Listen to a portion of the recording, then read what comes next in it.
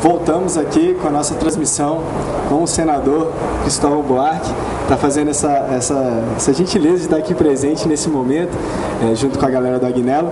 Senador, conforme eu falei no outro bloco, a gente tem uma série de perguntas aqui. O Twitter fervilha nessa hora, né? Quando a gente tem as pessoas possibilitadas de participarem do debate político. Então, nesse primeiro bloco, falar sobre transporte. Aí tem algumas perguntas aqui. A primeira delas é a seguinte: o senador costuma usar bastante o serviço de transporte público em Brasília. Gostaria de saber o que o senhor acha que o senhor e o governo do Distrito Federal como um todo podem fazer para melhorar o transporte público, que no Distrito Federal é muito escasso, vive em greve e com ônibus quebrados e caros. Duas coisas. Primeiro, eu gostei muito de você dizer que a gentileza é minha, mas não é só gentileza, não. Eu estou aqui, primeiro, por prazer, porque gosto de fazer isso. Segundo, por um dever. Eu tenho que fazer tudo o que for possível para Agnello vencer essa eleição. Não porque eu seja do partido coligado com ele, mas porque eu sou brasiliense. Eu quero ir dormir no dia 31 com orgulho e não com vergonha. Eu estou aqui por uma obrigação que eu faço com prazer. Então, é mais isso. Quanto à pergunta, uma correção. Eu uso muito um transporte público, mas vamos falar com franqueza. Eu uso muito táxi. No Brasil, a gente tem um transporte público tão ruim que quem pode pagar um táxi não usa ônibus. Além disso, conversar com o taxista traz para mim uma proximidade tão grande que às vezes conversar dentro do ônibus não se consegue. Porque dentro do ônibus é muito confuso todo. Mas eu uso muito táxi. Eu não gosto desse negócio de carro. Eu detesto, por exemplo, dirigir. E eu insisto, uma das piores coisas do Brasil é essa ideia que vem desde os anos 50, que progresso significa número de carros produzidos. Quando eu vejo a manchete, aumentou o número a produção do automóvel, todo mundo comemora, eu fico triste. Porque o aumento da produção de automóvel significa mais engarrafamento, o que desperdiça a vida das pessoas.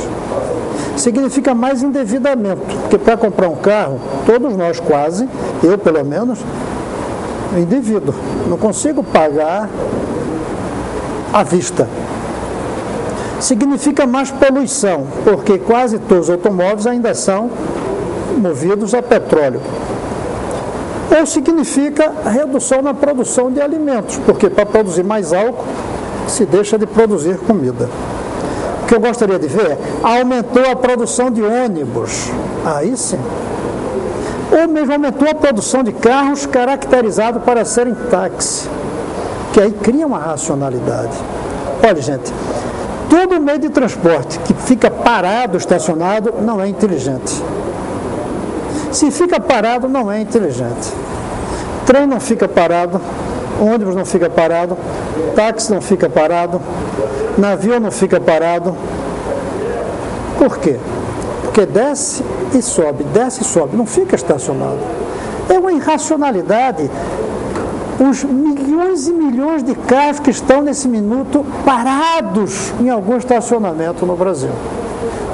Por que eu digo isso? A gente tem que melhorar o transporte público.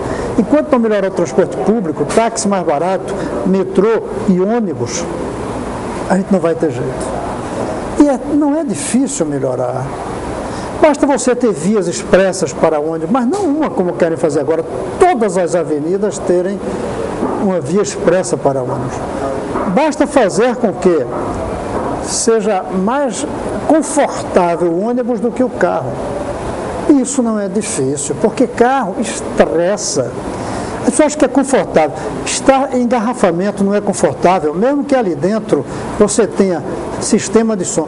Só tem um jeito de estacionamento engarrafamento ser bom, se você estiver namorando dentro do engarrafamento.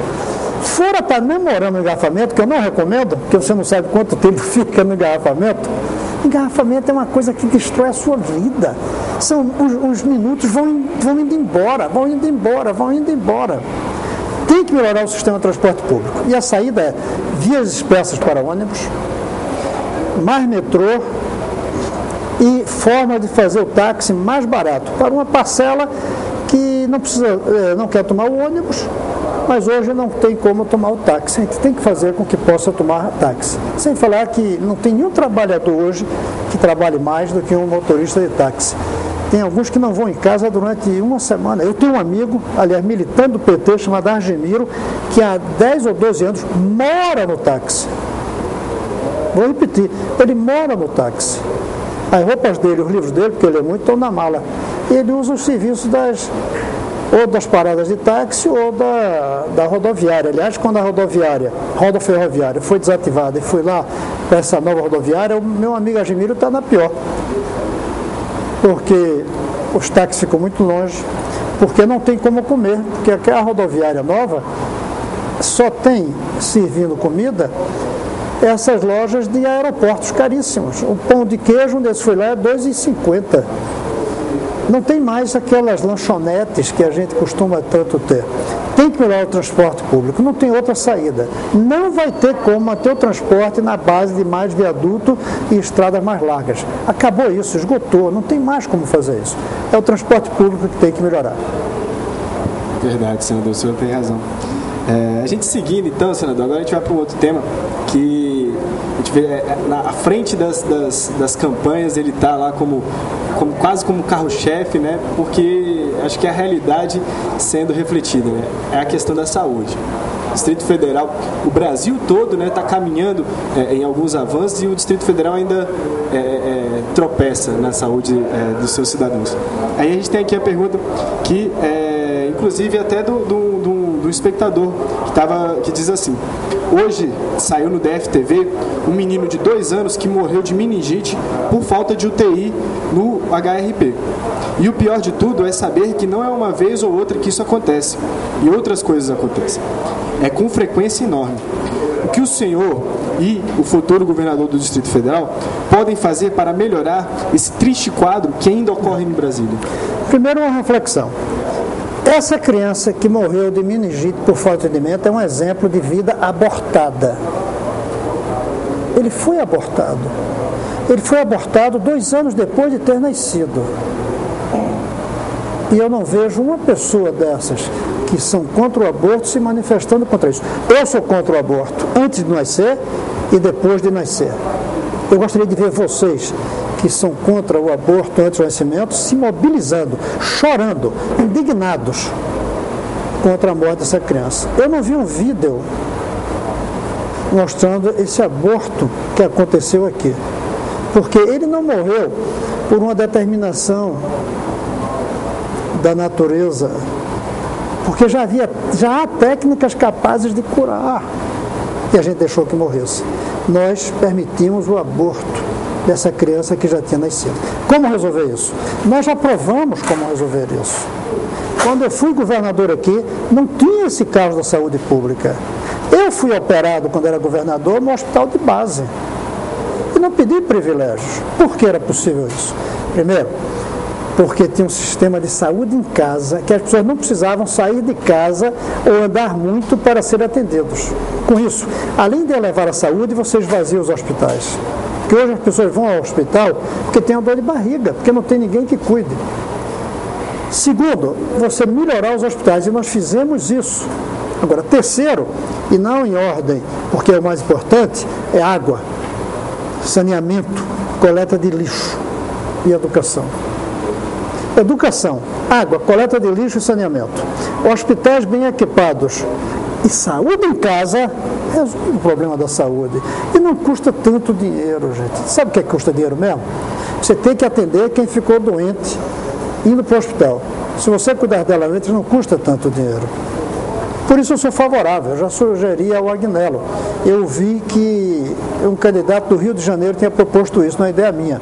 Garantir que todo brasiliense com mais de 50 anos vai ter um check-up gratuito, uma vez por ano. Um check-up gratuito para cada pessoa pobre desse país significaria reduzir muito o custo de saúde. Se a gente der isso aqui no Distrito Federal, um check-up gratuito, a gente elimina muita gente que está indo ao hospital em busca da saúde, que a gente cuida dessa pessoa no início da doença dela. senador. O senhor colocou aí 2 pontos que também acredito que seja fundamental, né? Que é a prevenção, né, da saúde e a descentralização, né? Que a gente vê nesse momento propostas absurdas, né? Como a do concorrente, de construir uma cidade da saúde, né? Que a gente vê os exemplos no mundo inteiro onde tentaram centralizar a saúde e não deu certo. E aqui no Brasil a gente tem um avanço do SUS, a gente tem um avanço do programa de saúde em casa e a gente ainda tem esse tipo de perspectiva errônea, né, dentro do... Olha, em primeiro lugar, o governador, ex-governador que propôs esse negócio, eu tenho a impressão que ele não está interessado na saúde da população, ele está interessado em alguma coisa por trás na hora de construção desses prédios. Essa é uma outra diferença. O saúde em casa não tem como se fazer corrupção. Não tem como, porque o dinheiro vai só para o contra-cheque do médico, do assistente social, de quem for. Não tem construção. Construção é o caminho da corrupção. Nem toda construção leva à corrupção, mas não há corrupção sem construção ou sem compra de coisas. Então, não se quer a saída mais simples, porque ela não permite ganhar dinheiro. Segundo, é ineficiente, gente. Vai ter uma cidade da saúde, né?